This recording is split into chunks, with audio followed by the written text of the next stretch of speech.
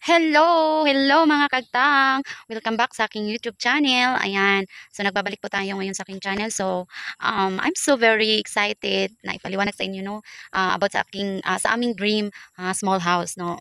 Tinatawag ko to small kasi ano lang naman siya, maliit lang. Pero malaki yung gagastusin natin mga kagtang. So, una pa lang mga kagtang is nakagasto na kami siguro ng mga 15K pero hindi pa yun as in buo siya. Ipapakita ko lang sa inyo ha. Ayan pa oh. Ayan ganyan pa lang siya. So, ganyan pa siya mga kaagtang. So, nakagastos na kami ng 15,000. So, hindi pa kami nakabili ng iba pang mga materials na gagamitin. Kaya, sa pagpapagawa pa ng bahay, hindi po ganun kadali, hindi po ganun kabilis. So, bumili lang kami ngayon ng pamposte. So, siguro sa next day, magawa na yung poste lahat. Mayroon na kasi kaming nagawang poste is 2 piraso lang. Nakita niyo ba? May dalawa lang kaming pirasong poste mga kagtang. So, kulang pa. Kasi siyam kasi yung aming poste na gagawin mga kagtang, kaya kulang pa. So, ang kaya, kulang is, ano na lang, siyam, 7. Siyam kasi lahat ang aming poste nga gagawin, tapos 7 na lang yung kulang. So, naghahakot ang aking mister, naghahakot siya ng gagamitin natin na naghahakot siya, kawawa siya. Ayun o, naghahakot siya. So, naghahakot siya ng mga kabilya. Tawag sa amin kabilya. Ano ba tawag dito? Yung mga bakal, mga kagtang. Tapos, yung buhangin, kailangan din ako, tinandun lang naman siya sa baba. Nandun. Tapos, magiging okay na. So, sa 28, matayo na ang sa ating bahay. So, tayo na siya. So, aantayin natin kung kailan matapos. Kasi, ang limitation namin na matapos to is 2 years. Kasi, kailangan sa 2 years. Tapos na ang bahay kasi may college na naman kami. Meron may akong may college kami after 2 years, no? Kaya kailangan talaga matapos na ang ating pinapagawang dream house. Ayan o, matapos na yung pinapagawa nating dream house. So, lahat kasi yan is concrete. Hindi po siya half lang. Sana kung half lang, no? Medyo malis siguro tayo ng gastos kapag half lang. Pero pag buo talaga na concrete, so, laking gastos mga kaagtang. So, kaya sa dahan-dahan na pagpabili ng mga materials ay kaya naman, kaya nagkakayanin mga kaagtang, diba? So, ay mga kaagtang ay ngayon, nagbumili kami, halagang 5,500 ata, 5,000, mga ganun, mga 5,500. So, yun po yung nabili namin ngayong araw lang na ito. So, baka sa Monday ulit, kasi ngayon, Friday ngayon, so sa Monday, bibili tayo ng semento. So, bibili tayo ng 12 pieces na semento para sa pagpapatayo ng ating poste. So, ang ginamit lang namin ngayon sa aming poste is 10 mm. 10 mm siya, tapos sa ginawang ring naman ay 9 mm. So, kasi mababa lang po yung aming bahay, hindi naman siya as in up and down. So, yun lang ang ginamit namin. So, suggest naman kung okay ba yun. Kay sabi naman ng aming panday na kinuha is okay naman yun. Tapos yung kailangan lang yung ring niya is as in isang dangka lang, tapos ring ulit.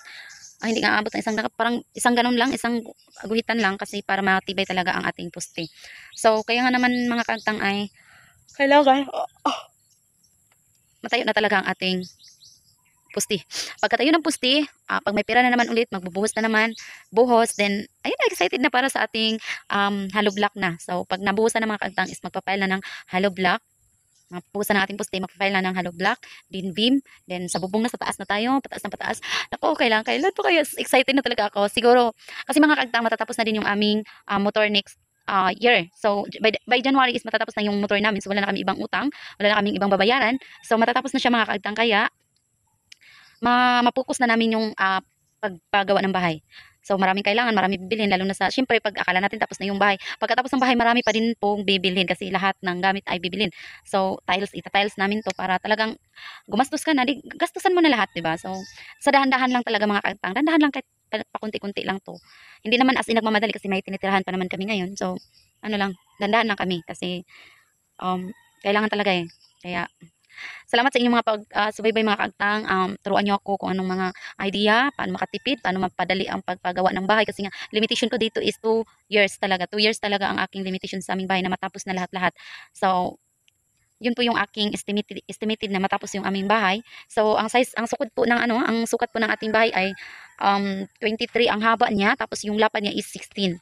So, 16 by 23 ito. So, maliit lang mga kaagtang, kaya sana ay tulungan niyo ako paano ito mapabilis na matapos ang aming bahay. Kasi excited na din talaga ako mga kaagtang. As in, ay stress na din talaga ako sa mga gastos sa dami. No? Tapos yung income namin is isa lang talaga ang nagtatrabaho sa amin.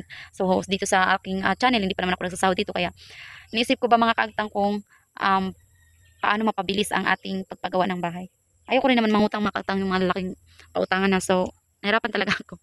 Nahirapan ako mga kaagtang kasi may estudyante pa akong dalawa, high school. So graduating sila grade 10 ngayong taon na to. So next year is grade 11 and 2 years. So magka-college na ulit sila. So may college na naman ako mga kagtang kaya kailangan talaga ma-push na namin itong matapos na itong 2 taon na ito.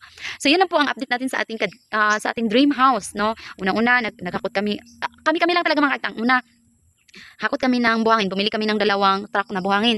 So hinakot lang namin, hindi kami nagbayad. Kami lang talaga. Tapos pagkatapos sa buhangin is nagpaputol kami ng niyog. So pinutol namin yung niyog kasi matamaan yung aming papagawa ng bahay. So pinutol namin, gumastos na naman kami ng 4,000 noon.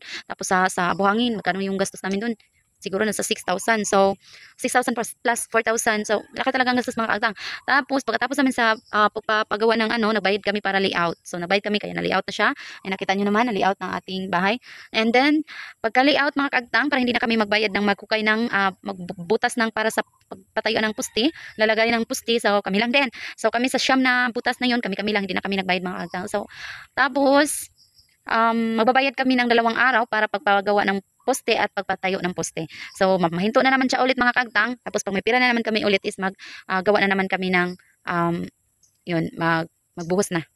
So yun po yung ang ating update sa ating tahanan mga kagtang, sa ating dream house. Abangan nyo hanggang sa pagtapos kasi iba-vlog ko hanggang sa pagkatapos nito mga kagtang. See you next vlog mga kagtang. Salamat sa inyong panonood. God bless. Bye-bye.